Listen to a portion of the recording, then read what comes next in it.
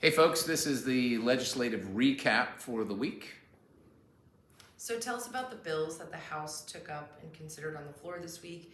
We have the UDall Foundation, Enhancing Detection of Human Trafficking Act, the Israel Supplemental, Mayorkas Impeachment, as well as the healthcare bill on the quality adjusted life years. So with the UDall, what's it called? The UDall Foundation? That's a reauthorization. So the UDall Foundation essentially works to end reliable sources of energy because they disagree with how it's made. So I voted no on that because we need baseload power, especially as the federal government is trying to get people to use more electricity. The UDall Foundation is actually working to make sure that we actually provide less, as well as the Inspector General found that there were problems there with improper payments, and so they've got some problems over there. So I voted no on that one. The ending or the human trafficking? The human trafficking detection one was the Department of Labor wants its employees to be trained in identifying and countering human trafficking. And I think that's a good thing, especially now when we have literally millions of people coming across the border being trafficked by cartels, regardless of the politics of it. So I think it's a good thing that those employees can identify human trafficking victims and then what to do. So I voted yes on that one. What about the Israel Supplemental? So the Israel Supplemental, we voted previously in this session to pay for it. Our friends in Israel, of course, as you know, are under attack. They're being attacked from the north and the south, and they're depleting their supplies of what they used to defend from missiles coming in, a thing called Iron Dome and David Sling. And so we need their help. I think it should be paid for, but that wasn't the option this time. So I think it's important to help our ally, our most reliable and closest ally in the region while they're under attack. So I did vote yes, but the vote failed. That did not pass. So I don't know what the future is there, but I voted yes on that when given that binary choice. If we take it up again, I hope we have it paid for as it should be. What about the impeachment of Secretary Mayorkas? So I voted in favor of the impeachment of Secretary Mayorkas. He has not kept faith, and he's literally violated the laws that he's pledged and taken an oath to uphold. That's why our border is being overrun, and to me it is malicious. And finally, because he has lied to the American people through Congress on multiple occasions. Other people that have done that have been sentenced to jail sentences, and so I think he is worthy and deserves the distinction of impeachment. So I voted yes for that, even though that measure failed at this time. What about the protecting healthcare for all patients with the quality of adjusted life years? So right now, that term, the quality of adjusted life years, that's how some in the federal government want to determine whether you receive health care or not. Now, it's not allowed in Medicare, but it has been allowed in other federally funded health care programs.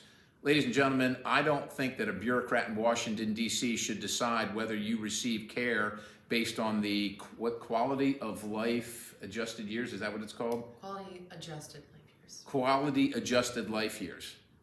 If you need care, you should get care, not have some bureaucrat say, I don't think your life is worth saving, so we're not gonna care for you. I think that is morally horrific and reprehensible, and I think that practice cannot be allowed anywhere in America. It's not allowed in Medicare now, shouldn't be allowed anywhere else.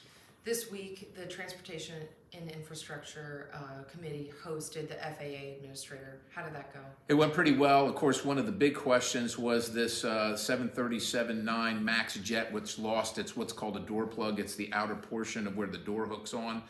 And one flew off over Oregon in January. So that's a lot what the hearing was about, trying to get answers to that and make sure that the correct protocols are in place. I asked the administrator about illegal foreign nationals, people that came across the border illegally being housed at airports, knowing that the FAA has to approve that if that's going to happen, and knowing that the airports have to request approval of that before they can allow these people to reside in the airports. And what we found out is he did approve it on one occasion, but we also found out that airports are just doing it. Understand that your tax dollars go to funding the airports, and I don't think that you want to be trying to surf around and weave your way through a bunch of people that have been unvetted, might be unsafe, literally in the airport where you have to go through a bunch of scanners to get on an airplane.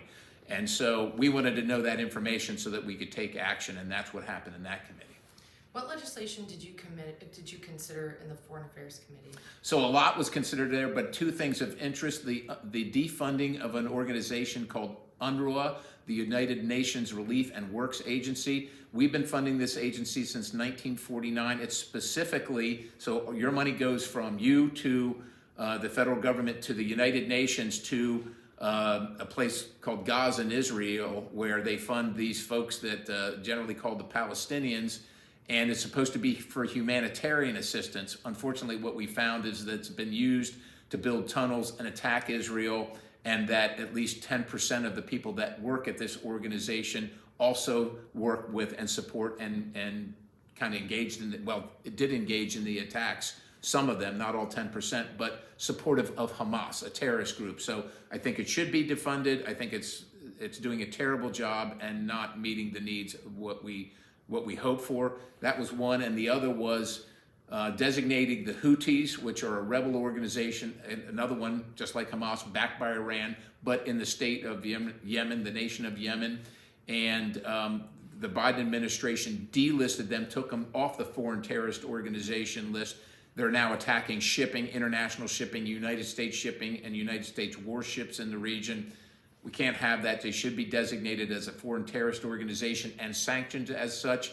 The Biden administration, after it delisted them, then relisted them at a lower threshold, though. I don't think it's appropriate. They should be listed as a foreign terrorist organization, and I voted yes on that and spoke on both those issues in that committee.